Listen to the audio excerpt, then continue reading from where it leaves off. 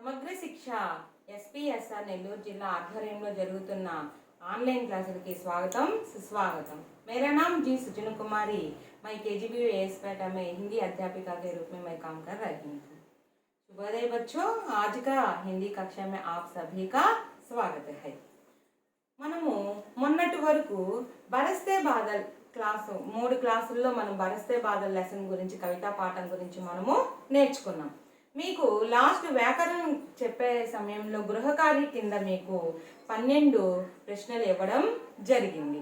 మరి ఈ 12 ప్రశ్నలకి జవాబులు మనము చూడాలి కదా, కాబట్టి మీరు ఆన్సర్స్ నేను చెప్తాను, మీరు రాసినవి కరెక్టా కాదా అనేది ఒకసారి మీరు వెరిఫై చేసుకోండి। नेक्स्ट फर्स्ट बिट चूडंडी, सावन में चारों ओर हरियाली छा जाती है। ఈ ప్రశ్నకి మనం ఏం అడిగాము, రేఖాంకిత శబ్ద का तत्सम रूप पहचानिए। రేఖాంకిత శబ్ద का तत्सम, तत्सम శబ్ద ఏదో మనం ఎట్లా కనిపెట్టాలో మీకు నేను చెప్పాను కదా। చూడండి ఇక్కడ శ్రవణ్, శ్రావణ్, సావాన్ కదా, మరి వీటిలో ఏంటి ఆన్సర్? శ్రావణ్ ఆన్సర్ ఏంటమ్మా? శ్రావణ్, ఇది right answer. Okay, next second bit చూడండి, మోర్ ఖుషీ సే నాచ్ రహా హై। ఈ వాక్యంలో వాక్యమే క్రియా విశేషణ పహచానియే అన్నారు। ఈ వాక్యంలో క్రియా విశేషణ గురించి మనము కనుక్కోవాలి। ఏంటి చూడండి, మోర్ అంటే ఏంటి? నెమలి, ఖుషీ సే ఆనందముతో, నాచ్ రహా హై నాట్యం చేస్తుంది। ఎలా నాట్యం చేస్తుంది? క్రియని ప్రత్యేకంగా తెలియజేసేదే కదా క్రియా విశేషణం, కాబట్టి ఖుషీ సే ఇది ఆన్సర్। ఏంటమ్మా? ఖుషీ సే, ఇది రైట్ ఆన్సర్। నెక్స్ట్ 1977 హిందీ అక్షరం మే లిఖియే అన్నారు। నేను మీకు చెప్పాను కదా 1977 దీన్ని మనం హిందీలో రాయాలి। ఫస్ట్ ఎట్లా రాయాలి? 19 అంటే హిందీలో మనం ఏమంటాం? 19ని 19 అంటాం। 19 వందలు కదా, 100 1977ని హిందీలో మనం ఏమంటాం అంటే 77 అంటాం। ఏమంటాం? 77, 1977 ఇది జవాబు। 1977ని మనం హిందీలోకి రాస్తే 1977, ఓకేనా। నెక్స్ట్ ఫోర్త్ బిట్, ఆకాశ్ డాష్ బిజలీ చమక్ రహీ హై, ఖాళీ జగహ్ పర్ ఏమడిగారు ఇక్కడ? కారక్ సే భరియే అంటే కారక్ చిహ్నంతో పూర్తి చేయండి అన్నారు। ఆకాశ్, నేను ఇక్కడ ఆప్షన్స్ ఇలేదమ్మా, మీరు ఈజీగా ఉందని మీరే రాస్తారని లేదు। చూడండి, ఆకాశంలో అంటాం కదా, లో అంటే ఏంటి? మే, ఆకాశ్ మే బిజలీ చమక్ రహీ హై, దీనికి ఆన్సర్ ఏంటి ఇక్కడ? మే। ఏంటమ్మా ఆన్సర్? మే, ఆన్సర్ ఏం రాయాలి? మే। వర్షా సే, నెక్స్ట్ ఫిఫ్త్ వన్ చూడండి, వర్షా సే पेड़ पौधे और పశు పక్షి ఖుష్ హోతే హై। వర్షా సమయంలో పేడ్ పౌధే और పశు పక్షి చెట్లు, పశువులు, పక్షులన్నీ కూడా సంతోషంతో ఉంటాయి। దీనిలో మనం ఏం కనుక్కోవాలి? ఇక్కడ ప్రశ్నని బాగా చదవాలి, మనం ఆన్సర్స్ బాగా పెట్టాలంటే 1కి 2 సార్లు ప్రశ్నని అవగాహన చేసుకుంటే మీరు ఈజీగా జవాబులు రాయగలరు। కాబట్టి ఇక్కడ పేడ్ పౌధే తత్పురుష సమాసం, ఇక్కడ ఎలిమినేట్ చేసుకోండి, ఏది రైట్ ఏది రాంగో మీకు అర్థమైపోతుంది। పేడ్ ఔర్ పౌధే కదా, మరి ఇక్కడ తత్పురుష అన్నాడు, తత్పురుష అంటే ఏంటి? యొక్క అని వస్తుంది, కాకేకి అని వస్తుంది। ఇక్కడ ఏమి ఇచ్చినారు మనకి? ఔరు, ఐఫన్ ఉంది కదా ఇక్కడ, విభాజన చిహ్నంట, పేడ్ ఔర్ పౌధే ద్వంద్వ సమాసం అవుతుంది కదా, కానీ ఇక్కడ తత్పురుష ఇచ్చారు కాబట్టి ఇది రాంగ్, కాబట్టి దీన్ని ఎలిమినేట్ చేసుకోండి। నెక్స్ట్ పశు పక్షి, చూడండి పశు ఔర్ పక్షి ద్వంద్వ సమాసం, ఇది రైట్। మరి ఔర్ వచ్చింది కదా, ద్వంద్వ సమాసానికి ఏమొస్తుంది? ఔర్, కాబట్టి పశు ఔర్ పక్షి ఇది వచ్చేసి రైట్ ఆన్సర్। ఇది మీరు రైట్ రాసారా లేదో కొంచెం కరెక్షన్ చేసుకోండి, చూసుకోండి। నెక్స్ట్ 6th వన్, పులకావలి శబ్ద కా సంధి విచ్ఛేద్ కీజియే। ఈ పులకావలి అనే శబ్దాన్ని మనం సంధి విచ్ఛేద్ చేయాలి। పులక్, పులక్ ప్లస్ ఆవలి, చూడండి పులక్ ప్లస్ ఆవలి దీర్ఘ సంధమ్మ, ఇది మీరు సంధి పేరు రాయాల్సిన అవసరం లేదు, సంధి విచ్ఛేద్ చేస్తే సరిపోతుంది। పులక్ ప్లస్ ఆవలి, పులకావలి. Next bit మన్కో భానేవాలా. మన్కో భానేవాలా దీన్ని ఒకే ఒక పదంలో మనం రాయాలి. ఏక్ శబ్దమే, ఏక్ అంటే ఒకటి, ఒక శబ్దం ఒక పదంలో మనం రాయాలి. మన్కో భానేవాలా మన్ భావన్. ఆన్సర్ ఏంటమ్మా ఇక్కడ 7th 1 కి మన్ భావన్. మన్ భావన్ నోట్ చేసుకోండి, మన్ భావన్. నెక్స్ట్ హృదయ్ छूना. హృదయ్ छूनाకి ముహావర్ కా అర్థ క్యా హై. ముహావర్ అంటే ఏంటి? జాతీయాలు. ఇక్కడ హృదయ అనగానే ఇక్కడ మనం మన్ అనేది పదం మీకు గుర్తుకొచ్చేస్తే ఇక్కడ ఇచ్చిన ఆప్షన్లో మీరు ఈజీగా గుర్తుపెట్టేయగలరు. చూడండి, అచ్చా లగానా ఇది కాదు, హృదయ కా దర్ద్ ఇది కాదు, అంటే బాధపడడం. దర్ద్ అంటే ఏంటి? బాధ. మన్ జీతనా మనసుని గెలుచుకోవడం. హృదయ చూనా అంటే మనసుని తాకడం, గెలుచుకోవడం. కాబట్టి రైట్ ఆన్సర్ ఏంటిది? మన్ జీతనా. రైట్ ఆన్సర్ ఏంటి? Mann జీతనా. Next 9th 1 more Sundar పక్షి హై. మనం లింగు చెప్పుకునేటప్పుడు నేను మీకు కొన్ని చెప్పాను ఎట్లా రాయాలి అనేది. మీకు లింగు వచ్చను అవి నేను మీకు చెప్పాను, ఏ విధంగా మారుస్తూ రాయాలి. పదాన్ని ఒక్కటే మనం మార్చకూడదు. కాబట్టి వాక్యాన్ని పూర్తిగా మనం రాయాలి. కాబట్టి మనము పూర్తిగా చూడండి. మోర్, మోర్ అంటే లింగ్ ఏంటి? మోర్కి మోర్ని. ఏంటమ్మా? మోర్ని. మోర్ని. మోర్ అంటే పుంలింగ్ శబ్द, మోర్ని స్త్రీలింగ్ శబ్द. మోర్ని సుందర్ పక్షి హై. సుందర్ పక్షి హై. పూర్తిగా మీరు వాక్యాన్ని మార్చి రాయాలి. రైట్ ఆన్సర్ చూసుకున్నాం ఒకసారి. మోర్ని లింగు కదా మార్చమన్నారు, స్త్రీలింగంలోకి మార్చాలి. మోర్ పుంలింగ్, మోర్ని స్త్రీలింగం. మోర్ని సుందర్ పక్షి హై. నెక్స్ట్ 1 మేఘ్ బరస్తా హై. నేనేం మార్చమన్నారు ఇక్కడ? వచన్ని మార్చమన్నారు. మనం వచనం కానీ లింగు కానీ మీకు మొన్న చెప్పాను, పూర్తిగా రాయాలి. మేఘకి వచనం ఏంటి? మేఘకి ఏకవచనదే, బహువచనం కూడా అదే. మేఘకి మేఘ్ రాయాలి. కానీ ఇక్కడ సే కానీ ఏదైనా కారక చిహ్నం కానీ వచ్చినప్పుడు మనం ఓం చేరుద్దని మీకు చెప్పాను మీకు. అప్పుడు మేఘం వచ్చేది. కానీ ఇక్కడ మనకి కారక చిహ్నాలు ఏమీ లేవు. కాబట్టి మేఘకి మేఘ్. బరస్తా హై మరి క్రియాపదాన్ని కూడా మనం బహువచనంలోకి మార్చాలి కదా. బరస్తే హై. మేఘ్ బరస్తే హై. తా తే తి చెప్పాను కదా మీకు. చూడండి, ఇక్కడ బరస్తే బహువచనంలోకి మార్చినప్పుడు మారుతుంది. హైకి చుక్క పెట్టాలి ఖచ్చితంగా. హై చుక్క లేకుండా ఉంటే ఉన్నది ఉన్నాడు అని వస్తాయి కదా. ఉన్నవి ఉన్నారు బహువచనంలో హైకి చుక్క పెట్టాలి. నెక్స్ట్ బిట్ చూడండి. వర్షా సే ఖేతో మే హరియాలి బడేగి. ఇక్కడ చూడండి, మీకు ఆ రోజు చెప్పాను కాల్ పహచాని అంటే ఇది ఏ కాలంలో ఉందో మనం చెప్పేయాలి. ఏగా ఏగి ఓగా మీకు చెప్పాను కదా. ఊంగా ఉంగిలు అవి వస్తే ఏ కాలంలో ఉంటాయి? బహువచనంలో ఉంటాయి. కాబట్టి ఇది భవిష్యత్ కాలంలో ఉంటాయి. కాబట్టి ఏంగా ఏంగి ఇక్కడ బడేగి వచ్చింది కాబట్టి స్త్రీలింగంలో ఉంది. కాబట్టి ఎందుకంటే హరియాలి కాబట్టి స్త్రీలింగంలో ఉంది కాబట్టి ఇది కూడా స్త్రీలింగంలోకే మనం రాయాలి. సో ఇది ఏ కాలంలో ఉంది? కాల్ పహచాని అంటే భవిష్యత్ కాల్. ఆన్సర్ ఏంటి? పహచాని అన్నప్పుడు ఏమొస్తుంది? భవిష్యత్ కాల్. ఆన్సర్ ఏంటమ్మా? భవిష్యత్ కాల్. నెక్స్ట్ ఇంకొకటి మోడల్ కూడా చెప్పాను నేను మీకు. వర్తమాన కాలమే బదులుకర్ లిఖియే. ఈ వాక్యాన్ని అంటే ఇప్పుడు భవిష్యత్ కాలంలో ఉంది కదా, దీన్ని మనం వర్తమాన కాలంలోకి రాయాలి. వర్తమాన కాలంలో వచ్చినప్పుడు నేను మీకు కొన్ని చెప్పాను. పుంలింగ్ ఏకవచనంలో ఉంటే తా, పుంలింగ్ బహువచనంలో ఉంటే తే, స్త్రీలింగంలో ఉంటే తీ వస్తుందని చెప్పాను కదా. కాబట్టి మనం ఇక్కడ ఎట్లా మార్చాలి చూడండి. ఇక్కడ బడేగి అంటే స్త్రీలింగంలో ఉందని చెప్పాను కదా.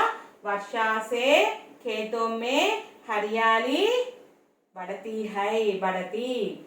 వర్షా సే రాసుకోండి. వర్షా సే ఖేతో మే హరియాలి బడతి.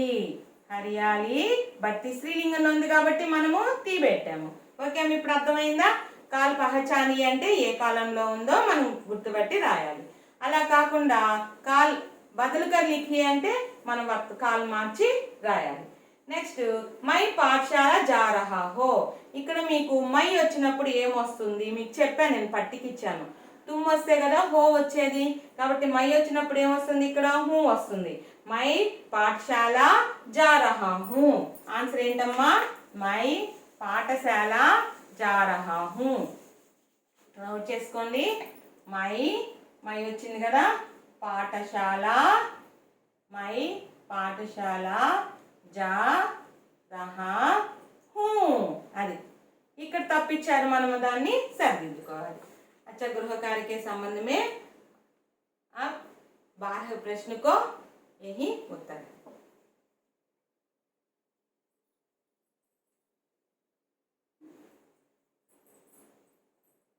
నెక్స్ట్ మీరు మాకు కొంతమంది చార్ట్స్ కనిపించట్లేదు అని చెప్పారు. నేను అప్పటికి ఫొటోస్ తీసి పెడుతున్నాను. మీరు మాత్రం నేను నోట్ చేస్తుంటే కూడా మీరు రాసుకోవచ్చు నీట్గా. కాబట్టి ఈ విషయంలో మీకు ఒక చిన్న కథ చెప్పాలనుకుంటున్నాను. మనం స్కూల్కి వెళ్తాం, మనం ప్రేయర్ టయానికే వెళ్ళిపోవాలి. ప్రేయర్ టయానికి వెళ్తే మనం ప్రార్థన చేసుకున్నాక మనసు ఆహ్లాదకరంగా ఉంటుంది, మనసు ప్రశాంతంగా కూడా ఉంటుంది.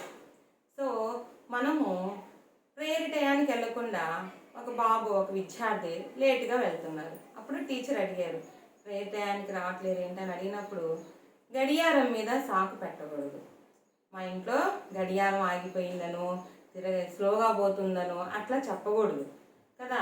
అంటే మనం చేసే పని దేని మీద పెట్టకూడదు, మనం ఎట్లాగైనా ఆ వర్క్ కంప్లీట్ చేయాలి. చార్ట్స్ కనిపించట్లేదు నేను రాసుకోను అని చెప్పకూడదు. వాయిస్ వినిపిస్తుంది కదా, నేను చెప్తున్నాను కదా, సావన్ అనగానే నువ్వు నోట్ చేసుకోవాలి, సావన్ మే. ఓకేనా? ఇలా చదవడం రాయడం అనేది పర్ఫెక్ట్గా మనకి వచ్చినప్పుడు ఇలా చేసుకోగలుగుతారు. ఓకేనమ్మా? మనం కష్టపడందే మనకి 10 పాయింట్స్ రావు, మన వంతు కృషి ఉండాలి. కాబట్టి మీరు ఖచ్చితంగా సాధిస్తారు. మనకి ఏది అవకాశం దొరుకుతుందో, ఏది సోర్స్ దొరుకుతుందో దాన్ని మనం వదులుకోకూడదు. కాబట్టి చెప్పేటప్పుడు వాయిస్ బాగా వస్తుంది, మనం రాసుకోవాలా. నాకు చార్ట్స్ కనిపించట్లేదు నేను రాయను అంటే మీకు రైటింగ్ రాయడం చదవడం రాయని వాళ్ళు అయ్యి ఉండొచ్చు, నేను అలా అనుకుంటారు. కాబట్టి మీరు ఎవరు అలా అనుకోకూడదు. 10th క్లాస్కి వస్తే రీడింగ్ రైటింగ్ ఖచ్చితంగా వచ్చి ఉంటుంది అందరికీ. చెప్పేటప్పుడు నోట్స్ నీట్గా రాసేసుకోవాలి.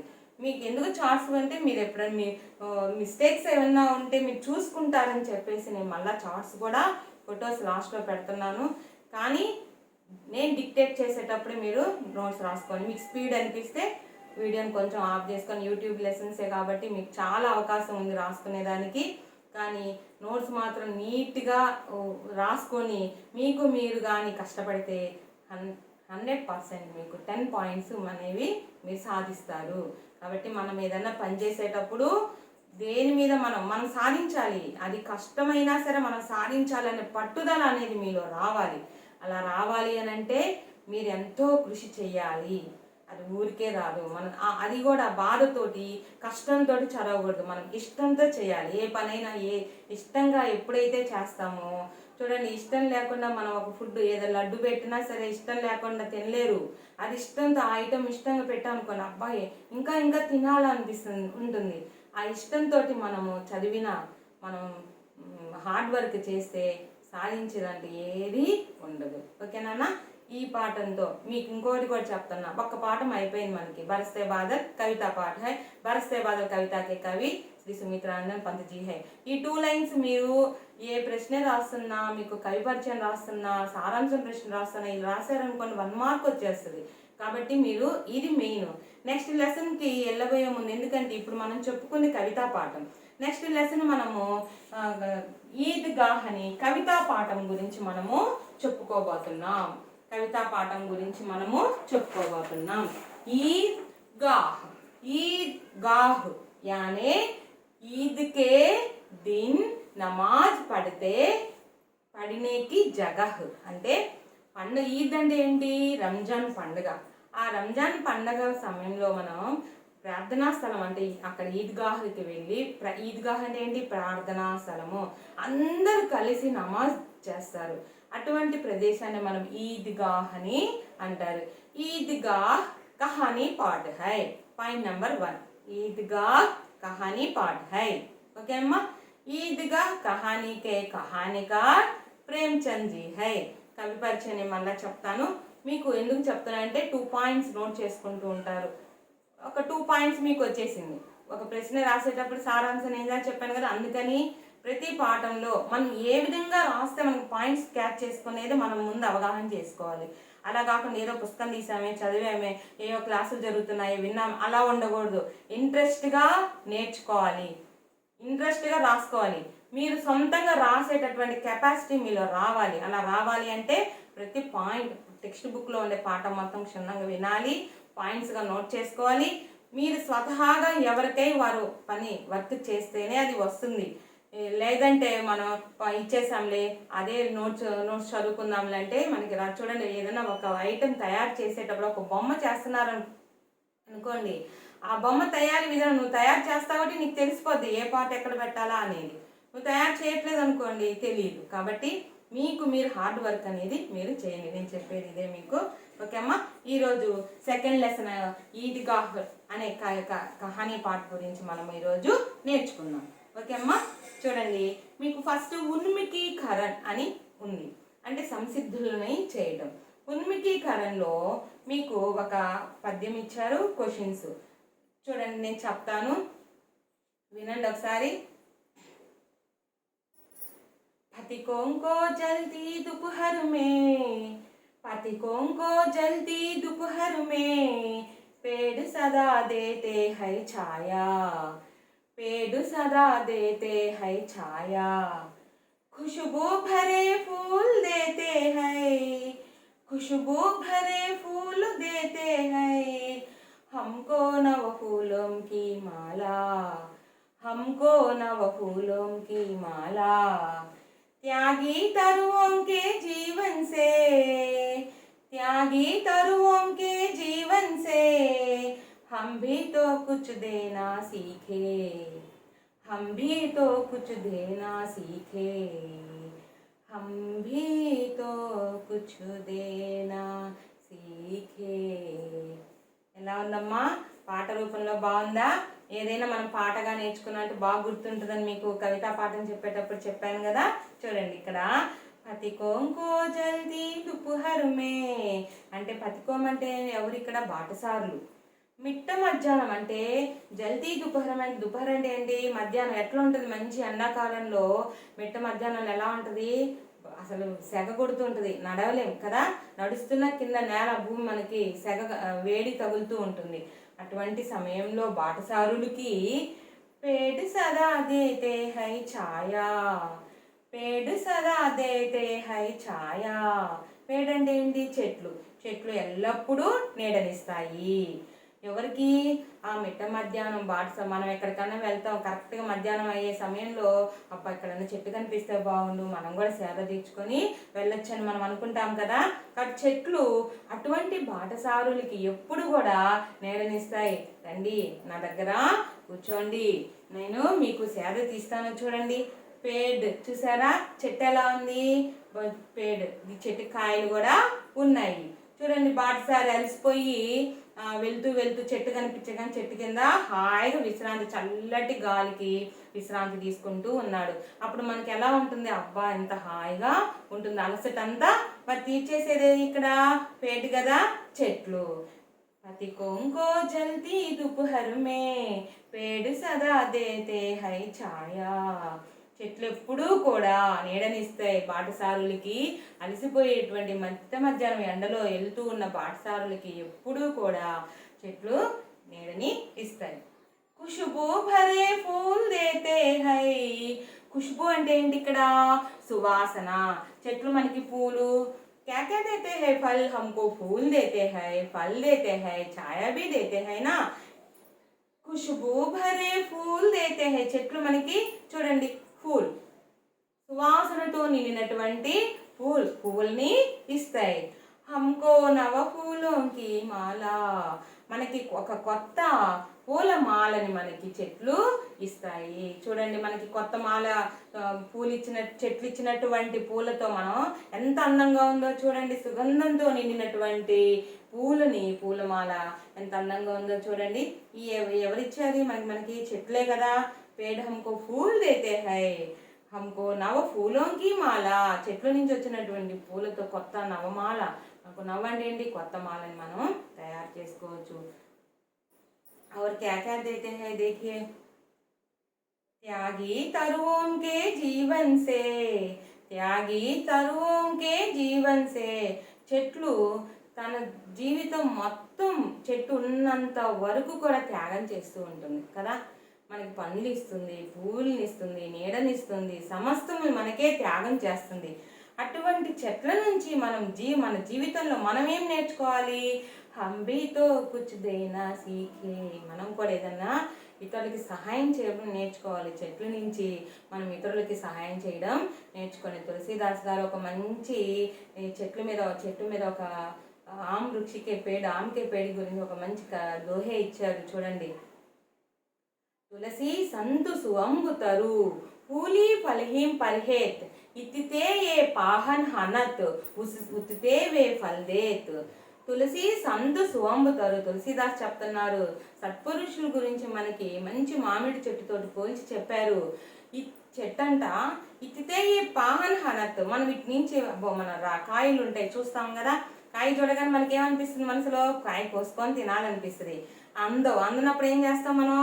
ఇది అందరూ చేస్తుంటారు, నేను కూడా చేస్తుంటా. చిన్నప్పుడు రాయి తీసుకొని గురి చూసి పట్టని కాయ కొడతాం కదా, కొట్టినప్పుడు ఏమవుతుంది? మన రాయితో కొట్టామంటే చెట్టుకు కూడా ప్రాణం ఉంది కదా, దెబ్బ తగులుతుంది కదా. మరి కానీ మనకి దెబ్బ తగిలినా కానీ పేడు హమ్కో క్యా దేతే హై, ఫల్ దేతే హై, మనకేమి ఇచ్చేయి? పండ్లను ఇచ్చేయి. అంటే మనం హాని చేసినప్పటికి కూడా మనకి పండునిచ్చింది. అలాగే చెట్ల నుంచి మన జీవితంలో మనం ఏం నేర్చుకోవాలంటే, ఇతరులకి దూసరంకి సహాయత కన్నా సీఖనా చాహియే, మనం ఇతరులకి సహాయం చేసేది మనం నేర్చుకోవాలి. చిన్న ఎగ్జాంపుల్, మీరు క్లాస్లో అందరూ ఉంటారు, రాసుకుంటూ ఉంటుంది, ఒక పాపకి ఇంక్ అయిపోయి ఉంటుంది. వెంటనే పక్కన వాళ్ళు ఏం చేయాలి? మీ దగ్గర ఇంకో 2 పెన్స్ ఉంటేనే, లేకపోతే మనం ఏం చేయలేము. ఉందనుకో, ఉన్న మీ దగ్గర 2 పెన్నులు ఉంటే ఒకటి తనకిచ్చి రాసుకోమని, అది హెల్ప్ అనమాట. కాబట్టి మన చిన్న హెల్ప్ అనుకోవద్దు. సహాయం అనేది చిన్నదైనా పెద్దదైనా మనం ఇతరులకి ఇవ్వడం నేర్చుకోవాలి. ఇస్తారు కదా, అందరికీ హెల్ప్ చేస్తున్నారు. మరి ఇట్లాంటి కరోనా సమయంలో కూడా ఎంతో గొప్ప వాళ్ళు, ఎంతోమంది మహానుభావులు ఇలా సహాయం చేయబట్టి మన భారతదేశం ఇలా ఉంది. తొందరలోనే మనం ఈ కరోనాని పోగొడదాం, మాస్కును ధరించుదాం, సోషల్ డిస్టెన్స్తో ఉండి ఈ కరోనాని మనం పోగొట్టామంటే అంతకుముందులాగా క్లాసులోని మనం పాఠాలు చెప్పుకుంటూ హాయిగా ఉందాం. ఓకే అమ్మా, ఇది అర్థమైందా మీకు? మరి ఈ కవిత నుంచి మీకు క్వశ్చన్స్ ఇచ్చున్నారు, చెప్తాను చూడండి.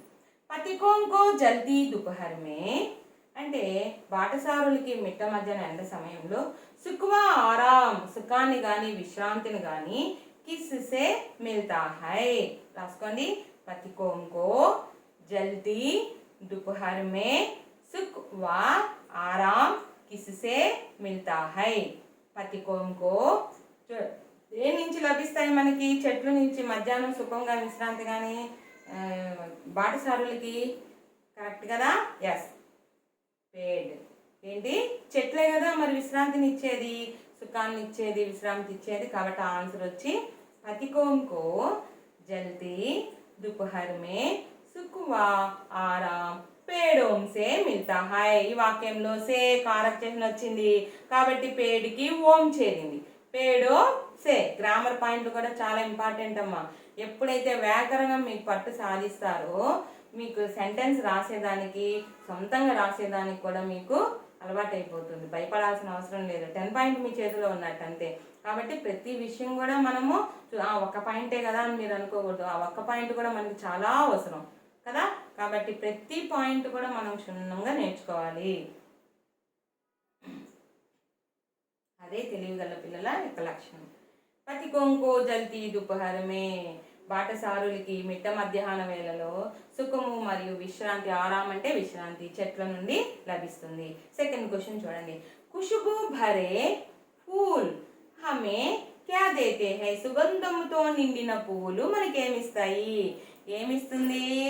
ఎస్, నవ్ ఫూలోంకి మాలా. నవ్ ఫూలోంకి మాలా. ఆన్సర్ ఏంటి చూడండి. ఖుష్బూ భరే ఫూల్, సుగంధంతో నిండినటువంటి పువ్వులు, హమే మనకి, ఫూలోంకి నవమాల, పువ్వుల యొక్క నవమాలను మనకి అందిస్తాయి.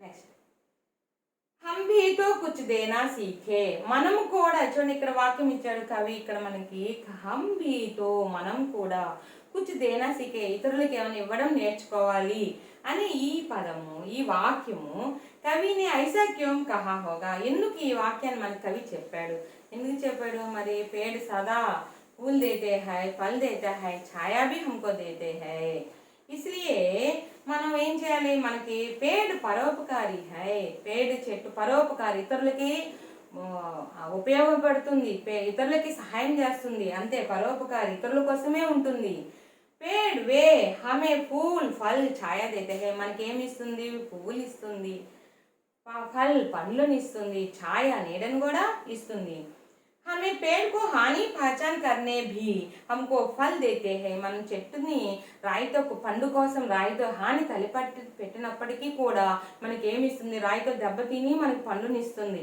కదా కాబట్టి ఇసి ప్రకార్ చెట్లు ఈ విధంగా ఈ తనకి అంటే ఇతరుల కోసమే పరోపకారం చేస్తుంది కదా చెట్టు हम भी అపకార్ కర్నే भी మనకి కూడా ఎవరైనా మనం మరి రాయితో కొట్టడం అనేది అపరాధం కదా అపకారమే కదా మరి చెట్టుకి మనం అపకారం చేస్తున్నట్టే కదా అపకారం చేసినా చెట్టు మనకు ఉపకారమే చేస్తుంది కదా అపకార్ करने पर भी पेड़ हमको उपकार करता है इसी प्रकार हम भी अपकार करने भी हम उपकार करना चाहिए మనకి ఎవరైనా హాని తలపెట్టినా మనము ఉపకారమే చేయాలి కానీ నన్ను కొట్టాడే నేను కొట్టాలి నా పెన్ను తీసేసుకున్నాడే నేను వాళ్ళ పెన్ను లాగేసుకోవాలి నా నోట్స్ చించేసారే నేను చించేసేయాలి అని అనుకోకూడదు అది పాపం మనం ఎప్పుడు కూడా తప్పు పని చేయకూడదు ఎదుటి వాళ్ళు చేసినా మనం మార్చాలి ఇలా చేయకూడదని మనం చెప్పాలి ఓకేనా బాగుంది కదా అర్థమైంది కదా మన పేడు గురించి పేడు ఎప్పుడు మనకి ఇతరులకి సహాయం చేస్తూ ఉంటుంది చెట్టు మనం కూడా ఇలాగే మనం చెట్ల నుంచి మనం నేర్చుకోవాల్సింది दूसरों को सहायता करना सीखना चाहिए और इस पाठ का उद्देश्य क्या है इस पाठ का उद्देश्य ఏంటో మనము చూద్దాం कहानी विधा की भाषा शैली से परिचित कराते हुए छात्रों में कहानी लेखन कला का विकास करना और त्याग सद्भाव व विवेक कैसे संवेदनशील कर्तव्य बोध संबंधी गुणों का विकास करना और बड़े बुजुर्गों के प्रति श्रद्धा व आदर की भावना की विकास करना है देखिए इस पाठ का उद्देश्य क्या है ईदगाह कहानी पाठ से हमको మనం ఏం నేర్చుకోవాలి ఈ పాఠం యొక్క ముఖ్యమైనటువంటి ఉద్దేశం ఏంటో చూడండి కహానీ విధాకి భాషా శైలిసే పరిచిత్ కరాతే మీకు ఈ పాటలో ఉండేటటువంటి ఈ కథలో ఉండేటటువంటి కహానీకి ప్రక్రియ ఈ కథలో ఉండేటటువంటి ప్రక్రియ భాషా శైలిని మీకు పరిచయం చేస్తూ ఈ ఛాత్రం మే కహానీ లేఖన్ కళకి విద్యార్థుల్లో కూడా కథలు రాసేటటువంటి కళని వికాస్ కర్నా వికసింప చేయడం చిన్న చిన్న కథలు మనం రాయొచ్చు కథ చెప్పండి అమ్మంటే అనగనగా ఒక రాజు ఆ రాజుకి 7 కొడుకు అందరు కథ అని మనం ఇంట్రెస్ట్గా వస్తాం కదా కథ అంటే ఇష్టం లేని ఎవ్వరూ ఉండరు అందరూ ఇష్టపడతారు ఆ కథల పట్ల వినడంతో పాటు రాయడం ఏ విధంగా రాయాలి అనేటటువంటి విధానాన్ని కథ నుంచి మీరు నేర్చుకోవడం విద్యార్థులు ఆ కళని నైపుణ్యవంతంగా చేయడం और त्याग सद्भाव व विवेक जैसे संवेदनशील कर्तव्य बोध त्याग అంటే ఏంటి త్యాగం చేయడము సద్భావం అంటే మంచి ప్రవర్తన వివేకము ఇంకా సున్నితమైనటువంటి మనసు మనలో ఉండేటటువంటి మంచి విలువలు నైపుణ్యాలు అన్నీ కూడా కర్తవ్యాలు అన్ని మంచి మంచి గుణాలు అన్నీ కూడా మీలో పెంపొందింప చేసేటటువంటి అంటే నైపుణ్యాలు అంటే మనం ఏం నేర్చుకోవాలి ముందు మానవ విలువలు ఇవే సద్భావం అంటే మంచి ప్రవర్తన మనం ఎప్పుడు సత్యాన్ని పలకాలి మన నిజాయితీగా ఉండాలి మనలో ఉండేటటువంటి ఈమాందారి అంటే మన వ్యక్తిత్వం కూడా ఎప్పుడు కరెక్ట్గా ఉండాలి ఇవి ఎప్పటి నుంచి నేర్చుకోవాలి చిన్నప్పటి నుంచి మనం నేర్చుకుంటూ వస్తే మన ఇంకా ఎవరు వచ్చి మనల్ని చెడిపోయాలని చూసిన మనం పోదు మన మనసు ఇంకా పోదు కావాలంటే మన టైం టేబుల్ ప్రకారం మనం ఈ 4కి లేస్తే అలవాటు ఉందనుకోండి కరెక్ట్గా ఆ టైంకి మనం లేచేస్తాం అది ఎప్పుడు అలవాటు అవుతుంది ఒక క్రమ పద్ధతిలో చేసుకుంటూ వచ్చినప్పుడు మనకి ఇవన్నీ అలవాటు అవుతాయి కదా. కాబట్టి ఈ కథల వల్ల మనం నేర్చుకోవాల్సింది ఏంటి? త్యాగం. ఇప్పుడే మనం చెప్పుకున్నాం, పేడు చెట్ల నుంచి మనం ఏం నేర్చుకున్నాము? ఆ చెట్టు ఎట్లయితే ఇతరులకి సహాయం చేస్తుందో మనం కూడా ఈ చెట్టు నుంచి సహాయం చేసే గుణాన్ని మనం నేర్చుకోవాలి. ప్రతిదీ కూడా మన జీవితంలో జరిగేటటువంటి ప్రతిదీ కూడా మనము నేర్చుకుంటూ వెళ్ళాలి. అలాగే మంచి ప్రవర్తన, ఇవన్నీ ఉన్నాయంటే ఆటోమేటిక్గా మనకు చదువు అనేది వచ్చేస్తుంది. పెద్దల పట్ల గౌరవం ఉండాలి. కాబట్టి ఈ సద్గుణాలు, మంచి గుణాలు గురించి మీరు ఈ గుణాలన్నీ వికసింప చేయడము. और बड़े बुजुर्गों के प्रति श्रद्धा व आदर की भावना. పెద్దవాళ్ళ పట్ల గురువు, తల్లి ఫస్ట్ చూడండి, మొదటి స్థానం తల్లికి ఇచ్చారు. తల్లి, తండ్రి, గురువు, దైవం. చూడండి లాస్ట్లో దైవం, అంతే కదా. ముందు మనకు జన్మనిచ్చినటువంటి మన తల్లిని మనము ఎప్పుడు ఎదిరించకూడదు, తల్లి మాట వినాలి. మీరందరూ కూడా మీరే కదా, ప్రపంచంలో ప్రతి ఒక్కరు కూడా తల్లిని ఒక దేవతగా పూజించాలి. కాబట్టి బడే బుజుర్గం అంటే పెద్దవాళ్ళు, తల్లిని తండ్రిని గౌరవించాలి. మరి మీకు మంచి విద్యా బుద్ధులు చెప్పి సమాజంలోకి ఇది మంచి ఇది చెడు అని చెప్పి నేర్పించే గురువులు మనం గౌరవించాలి. భగవంతుని, మరి భగవంతుడు లాస్ట్ ఎందుకు పెట్టారంటే, గురువుని ముందుకు పెట్టారంటే, కబీర్ దాస్ ఒక గురువు గోవిందోవు కడే, గురువు కానీ గోవిందుడు కానీ నీ ముందుంటే నువ్వు ఎవరిని ముందు సత్కరిస్తావంటే నేను గురువునే అని చెప్పాడు కబీర్ దాస్ గారు. ఎందుకు? అసలు భగవంతుడు ఉన్నారు అని చెప్పిందే మనకి ఆ యొక్క నాలెడ్జ్ ఇచ్చింది ఎవరు? ఒక గురువు. గురువు లేని విద్య అనేది ఉండదు కదా. ఖచ్చితంగా గురువు ఉంటేనే మనం విద్యని నేర్చుకుంటాం. పెద్దవాళ్ళని ఎప్పుడు గౌరవించాలి, గురువుల్ని గౌరవించాలి. ఎవరైతే మనం పెద్దవాళ్ళని, అమ్మ నాన్నని, అమ్మమ్మని, తాతయ్యని, అందరినీ మనం పెద్దవాళ్ళని గౌరవిస్తూ వస్తామో మనలో మంచి గుణాలన్నీ పెరుగుతాయి. ఎప్పుడైతే మనలో మంచి గుణాలు పెరుగుతాయో మనం ఇతరులకి హాని కూడా తలపెట్టాం, ఇతరులని మంచిగా కోరుకుంటాం, అవతల వాళ్ళు నాశనం అయిపోవాలని అలా కోరుకోం. కాబట్టి మనం అంత యూనిటీగా ప్రతి ఒక్కరూ కూడా ఇలాగే అనుకోవాలి. జన్మనిచ్చిన తల్లిని మనము బాధ పెట్టకూడదు. ఎప్పుడు పెద్దవాళ్ళు ఎప్పుడు కూడా మంచిగా చెప్తారు. మీ వయసు నుంచే వచ్చి ఉంటారు కాబట్టి, మేము కూడా బాల్యావస్థ నుంచే కదా వస్తాము. కాబట్టి మీకు ఇది చెప్తున్నట్టు అది అనుభవించి ఉంటారు కాబట్టే మీకు ఇది నేర్చుకోండి అమ్మా అని చెప్తారు. కాబట్టి తల్లి తండ్రి మాట ఎప్పుడు పెడచెవని పెట్టద్దు, ఎదిరించకూడదు. ఫస్ట్ అది నేర్చుకోండి. ఎప్పుడైతే మనం ఎదిరిస్తామో అప్పుడే మనకి అన్ని గుణాలన్నీ దూరం అవుతూ ఉంటాయి. ఎదిరించే లక్షణం ఎప్పుడు ఉండకూడదు, మానుకొని. అమ్మ ఏదైనా చేయమంటే వెంటనే చేయాలి. అమ్మమ్మ మంచినీళ్ళు ఇమ్మంటారు, తాతగారు మంచినీళ్ళు ఇమ్మంటారు, ఇవ్వాలి. పెద్దవాళ్ళు కదా, మనం గౌరవించాలి. ఈ కథ అదే. ఎప్పుడైతే మనలో ఈ మంచి లక్షణాలు అనేది మనకు వస్తాయో, మనము మన మన గుణాలన్నీ మన మనసులో మంచి గుణాలన్నీ ఎప్పుడైతే అలవాటు అవుతాయో మన జీవితంలో, సమాజంలో సక్సెస్ అనేది మనం సాధించగలుగుతాం. కాబట్టి ఈ పాఠం వల్ల ఇప్పటి వరకు మీరు నేర్చుకోకపోయినా ఈ క్షణం నుంచే నేర్చుకుందాం. అయిపోయింది, మనం గడిచిపోయిన కాలాన్ని మనం తీసుకురాలేం. ఇప్పటి నుంచైనా మీరు టార్గెట్ అనుకోండి, నేను ఇలా ఉండాలి, నా మనసు నేను ఇలా పెట్టుకోవాలి, దేనికి భయపడకూడదు. మనం ఎప్పుడు భయపడతాం? తప్పు చేస్తే భయపడతాం కదా. కాబట్టి మనం దేనికి భయపడదు. తప్పు అనేది చేయకపోతే మనం దేనికి భయపడం. ఈరోజు పాఠం నేర్చుకోరమ్మని మేడం, నేర్చుకో, 1, 2 మొత్తం నేర్చుకోవాల్సిన అవసరం లేదు. కొంచెం నేర్చుకోగలిగినంతే నేర్చుకోవాలి, ప్రయత్నం చేయాలి. ప్రయత్నం చేయకుండా ఏది సాధ్యం కాదు. నేను ఫస్ట్ క్లాస్లో మీకు ప్రశ్నపత్రం గురించి చెప్పుకుంటూ వచ్చా. అందరూ కూడా అనుకొని ఉంటారు, ఏంటి మేడం అసలు ఇంతవరకు క్లాస్ స్టార్ట్ అవ్వలేదు, ప్రశ్నపత్రం చెప్పుకుంటూ వచ్చారంటే, నా ఆలోచన నేనేమనుకున్నాను, మీకు ఒక అవగాహన అనేది ఇచ్చేసానంటే, ఈ ప్రశ్న 4 మార్క్స్కి ఉంది, ఈ బిట్టు 1 మార్క్కి ఇలా వస్తుంది అనేది మీకు ఇప్పటికీ అవగాహన అయిపోయింది కదా. సో చదివేటప్పుడు మీకు ఈజీగా వస్తుంది. ముందు కొంచెం అవగాహనతో నేర్చుకున్నామనుకే, అవగాహన లేకపోతే మనం ఏం చేయాలి, ఒక ప్లానింగ్ అనేది ఉందనుకో సక్సెస్ సాధిస్తాం. అందుకే కదా కవితా పాఠంలో ఏమేమి క్వశ్చన్స్ ఎన్ని మార్కులకు వస్తాయో నేను మీకు వివరించి చెప్పాను కదా. అందుకని ఇప్పుడు అర్థమైంది అనుకుంటా నేను ఎందుకు ఆ మెథడ్లో వచ్చాను అనేది. ఇప్పుడు మీకు ప్రశ్నపత్రం అవగాహన అర్థమైపోయింది. రాసుకొని వాళ్ళు ఎవరన్నా ఉంటే అది చాలా ఇంపార్టెంట్ నాన్న, అందరు రాసుకోండి. నేను చెప్పే వాయిస్ వినైనా రాసుకొని, చార్ట్స్ కనిపించకపోతే నేను చెప్పే మనకు అది కనిపించట్లేదే దాని మీద మనం రాసుకోకుండా ఉండకూడదు. మన వాయిస్ వింటూ, సెకండ్ మెథడ్ ఉంది మనకి ఇక్కడ, వాయిస్ వినిపిస్తుంది, స్టాప్ చేసుకోండి. నేను చెప్పాను పతికోంకో చెప్పాను కదా, రాసుకోండి పతికోంకో. ఎప్పుడు మీరు రాయగలుగుతారు? మీరు క్షుణ్ణంగా చదవడం రాయడం వస్తే రాయగలుగుతారు కదా. అప్పుడు మనలో లోపం ఉన్నట్టే కదా. నీకు ఎందుకు రాదు 10th క్లాస్ కన్నా అంటే ఖచ్చితంగా రీడింగ్ రైటింగ్ స్కిల్స్ వచ్చేసి ఉండాలి. మీరు నేర్చుకొని ఉంటారు. హ్యాండ్ రైటింగ్ ఎలా రాయాలో చూపించాను, ఇంకా మీకు భయం ఎలా? కాబట్టి చక్కగా నేర్చుకుంటూ వెళ్ళిపోతూ ఉండడమే. ఇప్పుడు ఒక పాఠమే అయింది, ఒక పాఠంలో ఎగ్జామ్స్ టయానికి మీరు నేర్చుకోలేరా? ఈజీగా నేర్చుకోగలుగుతారు. కాబట్టి మీలో ఉండేటటువంటి గుడ్ క్వాలిటీస్ని పెంపొందించుకొని అందరు మంచి పిల్లలు, మంచి మనస్తత్వం ఉంటుంది, దాన్ని మనం అభివృద్ధి చెందించుకోవాలి. ఎందుకంటే ఇప్పుడు మంచి చేయాలి అనే ఉద్దేశం, నేను నిజమే చెప్పాలి అనుకున్నప్పుడు నిజాయితీగా ఉండాలి నేను, అంతే.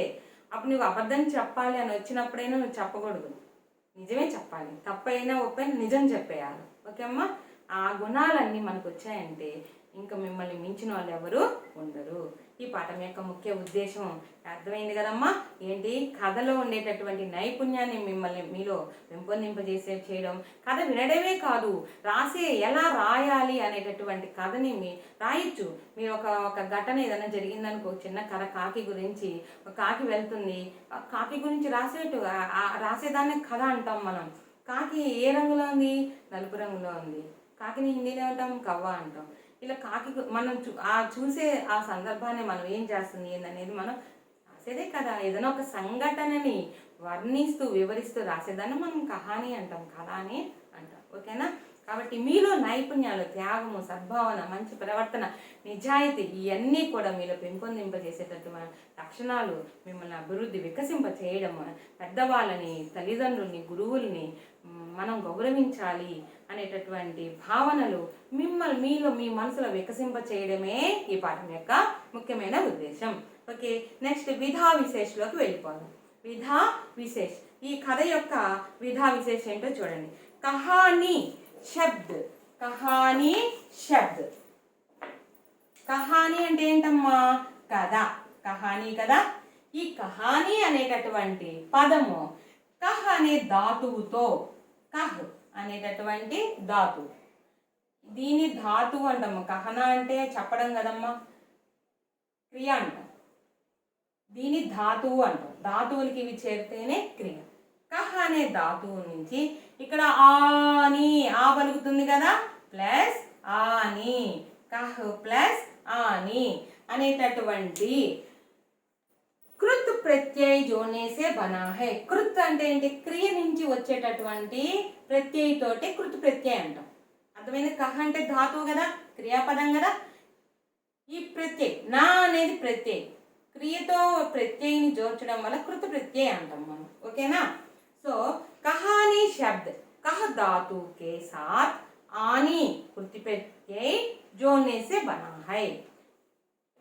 कह धातुनी आनी अने कृति प्रत्यय जोड़िंचडम वल्ल ఏర్పడిందే कहानी.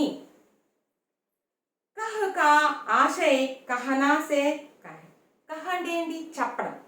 कह అంటే ఏంటి? చెప్పడం. कहना से है किसी घटना या बात का सुंदर ढंग से प्रस्तुत किया जाना ही कहानी है. ఏదైనా ఒక సంఘటన కానీ, ఏదైనా ఒక ఘటన కానీ, విషయాలని మనం అందమైనటువంటి పదాలను జోడించి చెప్పడమే కదా. ఇందాకే చెప్పా, ఒక కాకి ఒక వస్తువు గురించి చెప్పడం, చెట్టుని గురించి వర్ణించడం, ఏదైనా ఒక ఘటన గురించి వర్ణించడం ఎంత కహాని. ఒక కథ గురించి చెప్పడం, వర్ణించడమే, ఒక విషయాన్ని అందమైన పద్ధతిలో వర్ణించడమే कहानी, प्रस्तुतिंचडमे कहानी. इस कहानी में दादी व पोते का मार्मिक प्रेम दर्शाया गया है. ఈ కథలో చాలా బాగుంటుందమ్మా కథ. అసలు కథ వింటుంటే మనకు కూడా ఆనంద బాష్పాలు వస్తాయి.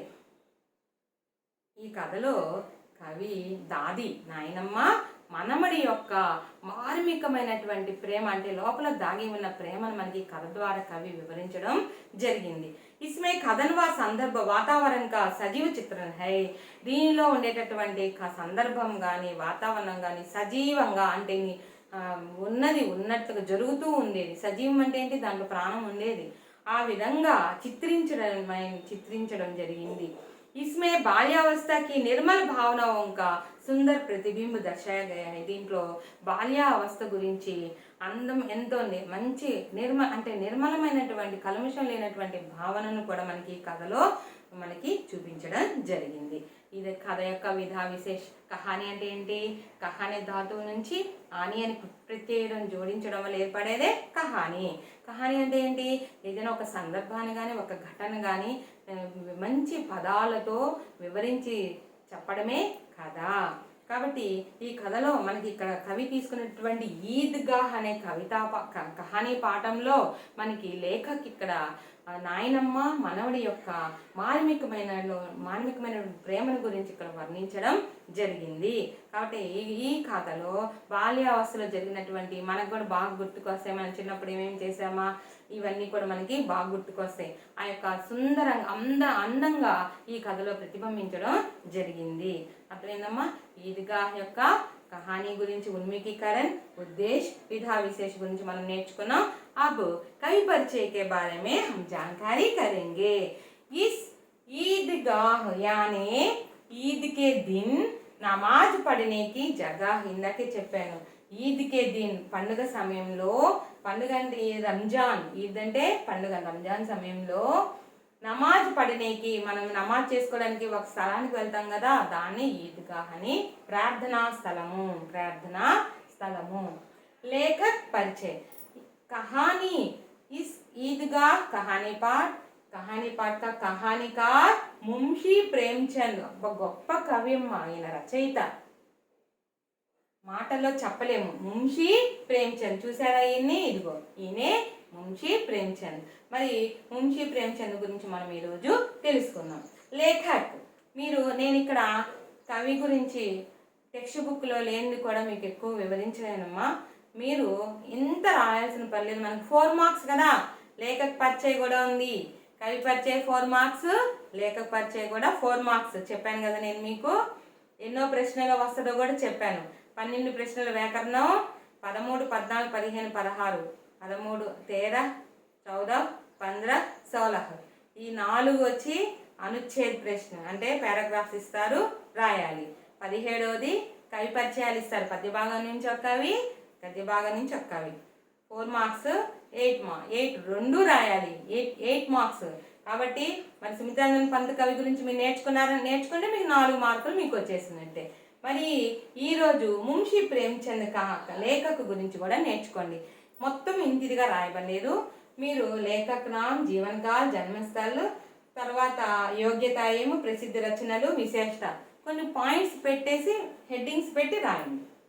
ఓకేమా? అవసరమైనంత వరకు తీసుకొని మీకు దీని గురించి ఈరోజు నేను డీటెయిల్గా చెప్తాను. చూడండి.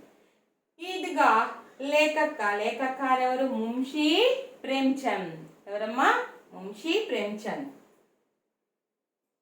जीवन काल 31 जुलाई 1880, 8 अक्टूबर 1936. జీవనకాలం ఈయన జీవించిన నుంచి మరణించినంత వరకు ఆయన ఎప్పుడు పుట్టాడంటే 31 జులై 1800. నెంబర్కి మనకి 1 మార్క్ ఉంది కాబట్టి మనం మిస్ అవ్వకూడదు. 18 అంటే 18, 1800 1880, 1880లో జీవించారు. ఎప్పుడు మరణించారంటే 8వ తేదీ అక్టోబర్ 1936. 1936 అంటే 36. అవునా? 8 అక్టోబర్ 1936. జన్మస్థానం ఈయన ఎక్కడ పుట్టారంటే కాశీకే లమ్హి అనే గ్రామంలో పుట్టాడు. వారణాసి, కాశీకి ఇంకో పేరు వారణాసి ఉందమ్మా. శివుడి యొక్క ప్లేస్, మంచి పుణ్యక్షేత్రం. అది ఏ స్టేట్లో ఉందంటే ఉత్తరప్రదేశ్లో ఉంది. ఉత్తరప్రదేశ్ కాశీకే లమ్హి గ్రామంలో ఆయన జన్మించాడు. మళ్ళీ చెప్తాను చూడండి. జన్మస్థాన్ కాశీకే లమ్హి గావ్ మే హువా. అసలీనా ఈయనకి 3 పేర్లు ఉన్నాయన్నమాట. ఫస్ట్ ఈయన అసలు పేరు ఏంటంటే ధనపత్ రాయ్ శ్రీవాత్సవ్. ఇది తల్లిదండ్రులు పెట్టినటువంటి పేరు. రెండవ పేరు ఉంది నవాబ్ రాయ్. మీకు టెక్స్ట్ బుక్లో లేదు. నవాబ్ రాయ్ అని కూడా ప్రేమ్చంద్ గారినే అంటాం. ఎందుకు అంటే ఈయన ఫస్ట్ రాసినటువంటి రచనలు ఉర్దూలో రాశారు. అందుకని నవాబ్ రాయ్ అనే పేరు అప్పుడు ఉంది. నెక్స్ట్ ఆ తర్వాత ప్రేమ్చంద్గా మారాడు. ఎందుకు మారాడు అంటే ఈ నవాబ్ రాయ్ అనేటటువంటి పేరు ఉన్నప్పుడు ఉర్దూ కవితలు రాస్తున్నారని చెప్పాను కదమ్మా నేను. ఆ సమయంలో ఆయన ప్రేమ్చంద్ గారు యథార్థమైనటువంటి సంఘటనలు రాసేవాళ్ళు. ప్రపంచంలో ఒక భారతదేశంలోనే కాదు, ప్రపంచంలో మొత్తం కూడా ఈయన యొక్క కథలు, ఈయన రాసిన రచనలు కానీ, ఉపన్యాసాలు కానీ అన్నీ కానీ ఆ భాషల్లో, ఎన్నో రకాల భాషల్లో ప్రచురితమవడం జరిగింది. ఈ ప్రపంచంలోనే మంచి పేరుంది ఈయనకి. ఎవరికి? ప్రేమ్చంద్ గారికి. ఈయన రాసిన రచనలు ఎలా ఉంటాయంటే యథార్థంగా జరిగినటువంటి కథలనే రాస్తారు. ఆయన వరండాలో కూర్చోన్నప్పుడు ఎవరన్నా అక్కడ చెప్పులు కుట్టుకుంటూనో లేదంటే ఎవరన్నా వెళ్తూ ఉంటారు చూడండి, అక్కడ కూర్చొని ఒక కథ రాసేస్తారు. సంఘటన, యథార్థ సంఘటన రాస్తారు. అంత గొప్ప కవి. అయితే ఈయన చాలా నిరుపేద కుటుంబంలో నుంచి జన్మించారు. చాలా నిరుపేద కుటుంబంలో నుంచి ఈయన జన్మించారు. చాలా పేద కుటుంబం నుంచి వచ్చినటువంటి ఆయన. అయితే యథార్థ సంఘటన రాసే సమయంలో అంటే 1880 మన భారతదేశంలో బ్రిటిష్ వాళ్ళు పరిపాలిస్తూ ఉన్న కాలంలో ఒక కథని ఆయన రాయడం జరిగింది. సోజే వతన్ అనేటటువంటి ఉర్దూలో బ్రిటిష్ వాళ్ళు చేసేటటువంటి అరాచకాల గురించి ఆయన రాయడం జరిగింది. అందువల్ల బ్రిటిష్ వాళ్ళు ఏం చేశారంటే ఆయన్ని పట్టుకొని అరెస్ట్ చేయడం కూడా జరిగింది. కొద్ది రోజులు జైల్లో కూడా ఆయన ఉండి వచ్చారు. ఆ వచ్చేసిన తర్వాత ఆ నవాబ్ రాయ్ అనే పేరుని తీసేసుకొని ప్రేమ్చంద్గా పేరు మార్చుకొని ఆయన మిగిలిన రచనలని ఆయన రాయడం జరిగింది. ఇదమ్మా ఆయనకి 3 పేర్లు ఎలా వచ్చాయో చెప్పాను. ఫస్ట్ ధనపతిరాయ్ శ్రీవాత్స తల్లిదండ్రులు పెట్టినటువంటి పేరు. నవాబ్ రాయ్ మొట్టమొదటిసారిగా ఉర్దూలో ఆయన రచించిన ఈ పేరుతోటి రాశారు. తర్వాతగా ప్రేమ్చంద్గా ఎందుకు మారాడో మీకు చెప్పాను. నెక్స్ట్ పితాకా నామ్, తండ్రి పేరు అజాయబ్ రాయ్. ఏం పేరమ్మా? అజాయబ్ రాయ్. మాతాకా నామ్ ఆనందీ దేవి, అమ్మ పేరు ఆనందీ దేవి. పత్నికా నామ్, భార్య పేరు శివరాణి దేవి. ఏం పేరమ్మా భార్య పేరు? శివరాణి దేవి. యోగ్యత ఏం? ఆయన క్వాలిఫికేషన్స్ మెట్రిక్, బిఏ. మెట్రిక్ అంటే ఏం లేదమ్మా, 10th క్లాస్ చదివారు. నెక్స్ట్ బిఏ పాస్ అయ్యాడు. అయితే దీనికి ఒక స్టోరీ ఉంది. ఈ మెట్రిక్ ట్యూషన్ పడాతే हुए మెట్రిక్ పాస్ కియా. ట్యూషన్స్ చెప్పుకుంటూ మెట్రిక్ ఆ వచ్చిన ఫీజుతో మెట్రిక్ రాసే 10th క్లాస్ పాస్ అయ్యాడు ఆయన. ఉస్కే బాద్ బిఏ నౌకరీ కర్తే హుయే, బిఏ పాస్. అంటే నౌకరీ అంటే ఎక్కడ చేశారంటే ఒక లాయర్ దగ్గర ఉద్యోగానికి చేరాడు ఆయన. అప్పట్లో ఆయన జీతం 5 రూపాయలు. ఆ నెలకి వచ్చిన 5 రూపాయలని 5 रुपये में 3 रुपया माता पिता को दे दिया. इसके बाद 2 रुपया उनके पढ़ाने के लिए, बीए परीक्षा पढ़ाने के लिए उपयोग किया. ఆయనకు వచ్చిన 5 రూపాయలు తల్లిదండ్రులకి 3 రూపాయలు ఇచ్చేసేవాడు. మా ఇంట్లో 2 రూపాయలు మాత్రం దగ్గర ఉంచుకొని చదువుకునేవాడు. చూడండి, ఉద్యోగం చేస్తా చదువుకుంటూ ఆయన ఎంత గొప్ప ఇదయ్యారు. అయితే అమ్మా అజాయబ్ రాయ్ తండ్రి మాతాగానం ఆనందీదేవి. ఈయనకి 8 సంవత్సరాల వయసులోనే ఆనందీదేవి చనిపోయారమ్మా, తల్లి చనిపోయారు. అప్పుడు అజాయబ్ రాయ్ నాన్న వేరే వివాహం చేసుకున్నారు. సవితి తల్లి ఈయన్ని సరిగా చూడలేదు. అందుకనే ట్యూషన్ చెప్పుకుంటూ ఆయన బిఏ మెట్రిక్ చదివాడు. ఉద్యోగం చేస్తూ కూడా ఇంట్లో 3 రూపాయలు ఇచ్చి కూడా ఆయన 2 రూపాయలు తన దగ్గర ఉంచుకొని ఆ డబ్బులతో చదువుకొని బిఏ పాస్ అయ్యాడు అప్పట్లోనే. మరి మనకి భగవంతుడు అన్నీ ఇచ్చారు. అమ్మ నాన్నలు, మన స్కూల్స్, మన టైం టేబుల్స్ అనేది మీకు చక్కగా తెలుసు. మనం కష్టపడాల్సిన పనిలే. ఉదయాన్నే లేస్తాము, ఫ్రెష్ అవుతాం, యోగా చేస్తాము. యోగా అయిపోగానే మనకి రాగిజావ ఇచ్చేస్తారు, రాగిజావ తాగుతాము. నెక్స్ట్ క్లాస్ స్టడీ స్టార్ట్ అవుతుంది. నెక్స్ట్ ఫ్రెష్ అవుతాము, టిఫిన్ టైం అవుతుంది, టిఫిన్ తినేస్తాం, ప్రార్థన జరుగుతుంది, ప్రార్థన అయిపోతుంది. నెక్స్ట్ స్కూలు మధ్యాహ్నం దాకా, మధ్యాహ్నం నుంచి మళ్ళీ మీల్స్, మళ్ళీ ఆఫ్టర్నూన్ మళ్ళీ పీరియడ్స్, మళ్ళీ ఈవినింగ్ స్నాక్స్, తర్వాత గేమ్స్ ఉల్లాసంగా ఆడుకుంటాం, మళ్ళీ స్నానం చేసి ఫ్రెష్ అవుతాం, మళ్ళీ స్టడీకి కూర్చుంటాం, స్టడీ చేసుకొని చదువుకొని హాయిగా నిద్రపోయి మళ్ళీ రొటీన్ లైఫ్ కదా. మీరు ఇప్పుడు ఆ టైం టేబుల్ని మీరు ఇంటికి వెళ్ళినా కానీ ఫాలో అవ్వండి. ఉదయాన్నే లెగవండి, యోగా చేయండి. మన యోగా మీకు తెలుసు కదా, అందరికీ తెలుసు యోగా క్లాసులు. యోగా చేయండి. ఈ టైం టేబుల్ మీరు మిస్ చేసుకోమాకండి. ఒక్కసారి బద్ధకం ఏర్పడిందంటే మనం చేయలేము. కాబట్టి మన మనసు చెప్తుంది వద్దులే రేపు లేద్దాంలే, కానీ వినొద్దు. మీ మనసు మాట మీరే మీ మనసు అట్లా ఇచ్చేసిన మీరు మనసుని కంట్రోల్ చేసుకోవాలి. లేదు నేను లెగవాలి అంతే. చీకటితో 5 కల్లా వేసేసి యోగా చేసుకొని ఒక 1/2 అవర్ యోగా చేసుకొని పాలు తాగేసేయండి. లేదంటే జావ తాగే అలవాటు మీకు ఆల్రెడీ స్కూల్స్లో ఉంది కాబట్టి ఇంట్లో లేకపోయినా పాలేం తాగేయండి. తర్వాత స్టడీకి కూర్చొని ఇప్పుడు ఆన్లైన్ క్లాసులు జరుగుతున్నాయి, మీకు నోట్స్ అన్నీ ఇస్తున్నారు, ప్రతి సబ్జెక్టు జరుగుతుంది, చదువుకోండి, మీల్స్ చేయండి. మధ్యలో అమ్మకి హెల్ప్ చేస్తూ ఉండండి. ఇంట్లో ఉన్నారు కాబట్టి. స్కూల్లో అయితే క్లాసులు సరిపోతాయి కదా. అలాగే మీ టైం టేబుల్ని మీరు మార్చుకోవద్దు. వన్స్ మార్నింగ్ లెగవకుండా 8కో 9కో లేసి దాయాలు ఆడుకోవడం ఇవన్నీ చేస్తే మీకు చదువు మీద మనసు నిలబడదు. కాబట్టి నేను ఎందుకు చెప్తున్నానంటే మీరు మాత్రం ఖచ్చితంగా మీ టైం టేబుల్ మీరు వదులుకోవద్దు. ఆ టైమింగ్స్నే మీరు ఫాలో అవుతూ ఉండండి. ఏ టైంలో చదువుతారో ఆ టైంలో చదవండి, మీరు ఏ టైంలో ఆడుకుంటారో ఆడుకోండి. అది మాత్రం మీరు మర్చిపోకండి. మరి ఇంత కష్టపడి చదువుకుంటున్నారంటే భగవంతుడు మనకి అన్నీ ఇచ్చారు. మేము చదువుకునేటప్పుడు కూడా ఇంత ఇదిగా లేదు. ఇప్పుడు మన గవర్నమెంట్ ఎన్నో చేస్తుంది. మరి మీరు సాధించాలి కదా. మీ తల్లిదండ్రులకి మీరు మంచి గిఫ్ట్ ఇవ్వాలి కదా, మీరు బాగా చదువుకొని. కాబట్టి మీరు ఇతరులకి సహాయం చేయాలన్నా మీలో మంచి ఇది కావాలి. కాబట్టి మీరు మాత్రం కష్టపడి చదవండి. కాబట్టి ఇక్కడ యోగ్యతాయం నేర్చుకున్న ప్రసిద్ధి రచనయే ఆయన రాసినటువంటి ప్రసిద్ధి రచనలు గోదాన్, గబన్, నిర్మలా, సేవా సదన్, కర్మభూమి, రంగుభూమి, కాయకల్ప్, ప్రతిజ్ఞ, మంగళసూత్ర, ఆది ఉపన్యాస్. ఇవి ఉపన్యాస్ అంటే ఏంటి? రచనలమ్మ. ఇంకోసారి చెప్తాను చూసుకోండి. గోదాన్, గబన్, నిర్మలా, సేవా సదన్, కర్మభూమి, రంగుభూమి, కాయకల్ప్, ప్రతిజ్ఞ, మంగళసూత్ర, ఆది ఉపన్యాస్ దాదాపుగా 1 దర్జన్ అంటే 12 రాశారు ఆయన. నెక్స్ట్ కఫన్, బడే ఘర్ కి బేటీ, పంచ్ పరమేశ్వర్, ఆది కహాని. ఇంకా చాలా ఉన్నాయి కథలు రాశారు ఆయన. మొత్తం ఎన్ని రాశారు చూడండి. ప్రేమ్చంద్ జీ 12 ఉపన్యాస్, 300 కహానియా, 12 ఉపన్యాసాలు, 300 అంటే 300 దాకా కథలు, 30 అనువాదాలు చేశారు ఆయన. సంగ్రహిత్ ప్రేమ్చంద్ ఈ 300 కహానీ అని చెప్పాను కదా, 300 కథలు. ఈ 300 కథలు కూడా మానస్ సరోవర్ అనే ఆర్ట్ భాగం అనే పుస్తకంలో దానిలో 8 భాగాలుగా సంగ్రహించడం జరిగింది. దేంట్లో సంగ్రహించారు? మానస్ సరోవర్. ఎన్ని భాగాలుగా?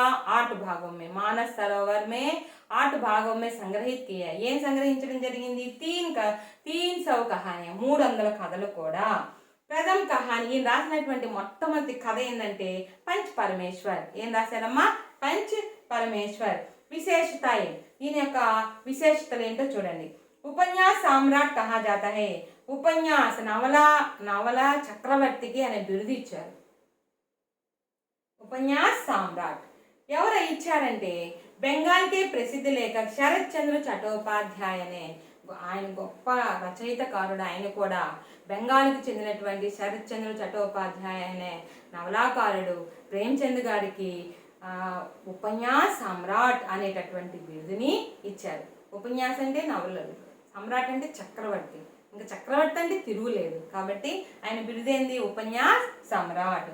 ఆదర్శవాది ఆవిడ యథార్థవాది లేఖక. నేను ముందే చెప్పాను, ఆదర్శవాది ఆయన ఎంతో మందికి యథార్థంగా సంఘటనలు ఆయన రచించాడు. అంటే అశిక్ష అంటే అవిద్య, అంధవిశ్వాస్ అంటే మూఢనమ్మకాలు, బేరోజ్గారీ నిరుద్యోగము, ఇలాంటి వాటి గురించి ఆయన ఎక్కువ రచనలు చేశాడు. నెక్స్ట్ हम्स पत्रिका का प्रकाशन और माधुरी पत्रिका का संपादन किया गया. हम्स अने पत्रिका ఆయన నడిపేవాడు. నెక్స్ట్ మాధురి అనే పత్రిక సంపాదకులుగా కూడా ఆయన నిర్వహించడం జరిగింది. ఈయన యొక్క విశేషతలు ఉపన్యాస్ సమ్రాట్ కహా జాతా హై. బెంగాల్కే ఎవరు ఇచ్చారు? బెంగాల్కే ప్రసిద్ధ లేఖక్ ఎవరు? శరత్ చంద్ర చటోపాధ్యాయ. आदर्शवादी और यथार्थवादी लेखक है. हम्स पत्रिका का प्रकाशन और माधुरी पत्रिका का संपादन में किया था. और उसके बाद देखिए 1918 से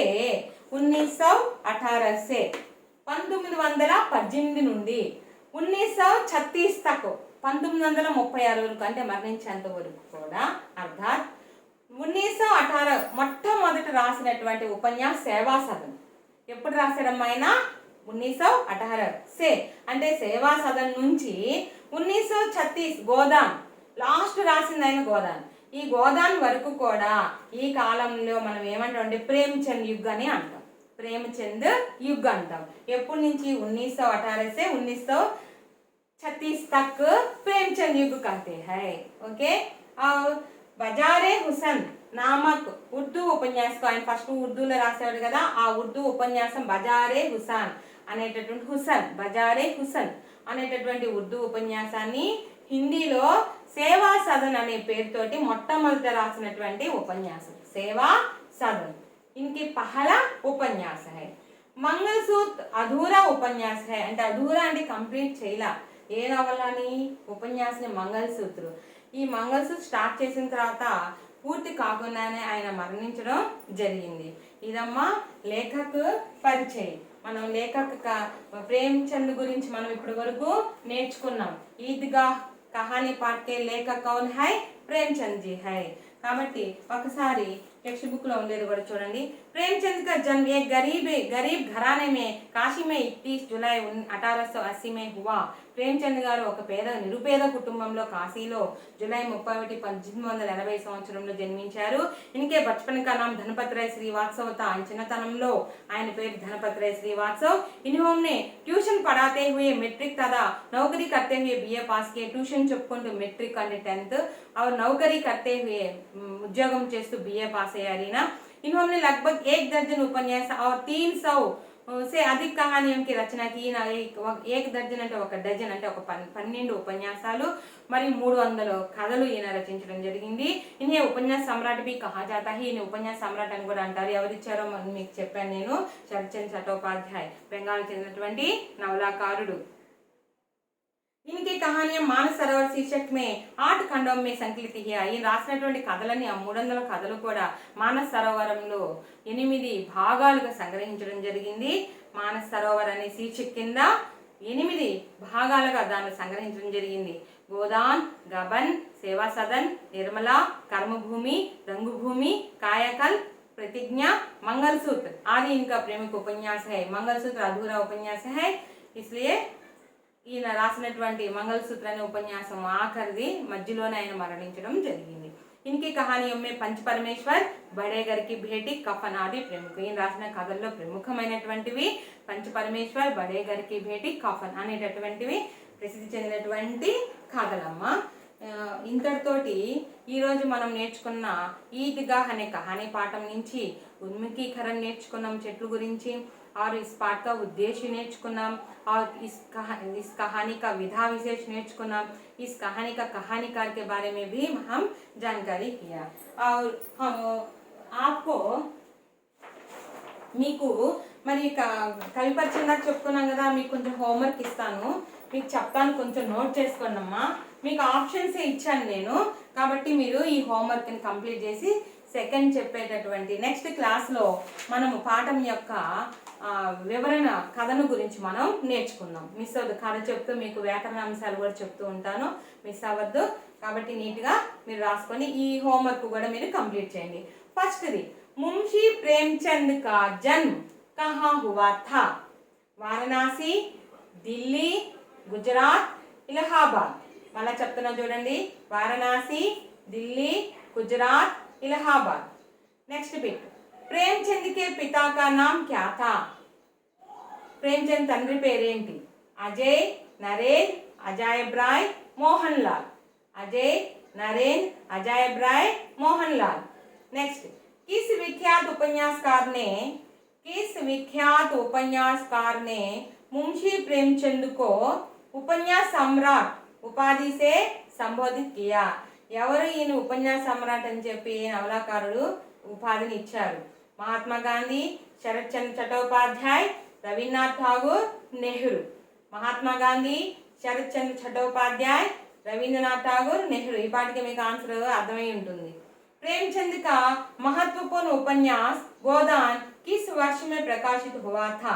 प्रेमचंद రాసినటువంటి ఉపన్యాసం గోదాన్ ఏ సంవత్సరంలో ప్రచురించడం జరిగింది? 1936, 1930, 1918, 1919.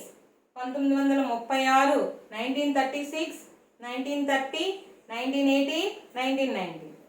నెక్స్ట్ బిట్ प्रेमचंद के 300 कहानियां किसमें संग्रहित किया ఆయన రాసినటువంటి 300 కథలు దేంట్లో సంగ్రహించడం జరిగింది సరోవర్ మనోహర్ మానస్ సరోవర్ గీతాంజలి నెక్స్ట్ బిట్ మళ్ళీ చూడండి సరోవర్ మనోహర్ మానస్ సరోవర్ గీతాంజలి నెక్స్ట్ బిట్ ప్రేమచంద్ కే పహలా ఉపన్యాస్ క్యా హై ప్రేమచంద్ రాసినటువంటి మొట్టమొదటి ఉపన్యాసం ఏమిటి గోదాన్ గబన్ నిర్మలా సేవా సదన్ గోదాన్ గబన్ నిర్మలా సేవా సదన్ అధూరా ఉపన్యాస్ క్యా హై పూర్తి కాని నవల ఏంటి प्रतिज्ञा मंगलसूत्र कर्मभूमि रंगभूमि प्रतिज्ञा मंगलसूत्र कर्मभूमि रंगभूमि 7 प्रश्नों को उत्तर लिखिए నెక్స్ట్ క్లాస్లో ఇప్పుడు ఇచ్చినటువంటి హోంవర్క్కి జవాబులు చెప్తాను మీరు కరెక్షన్ చేసుకోండి ఎలిమినేట్ చేసుకుంటూ రాయండి మనకి 4 ఆప్షన్స్ ఇచ్చారు కదా ఎలిమినేట్ చేసుకుంటూ రాసుకొని మీకు అసలు ఆన్సర్స్ కూడా అర్థమైపోద్ది నోటెడ్ అయిపోతాయి మీకు ఇట్లా చేస్తే మీకు బాగా ఈజీగా రాయగలుగుతారని చెప్పి నేను ఈ మెథడ్లో ఇస్తున్నాను కాబట్టి ఇప్పటివరకు చెప్పి మీకు అర్థమై ఉంటాయి అనుకుంటున్నాను నెక్స్ట్ క్లాస్లో ఆ పాఠం యొక్క వివరణ తెలుసుకుందాం ధన్యవాదాలు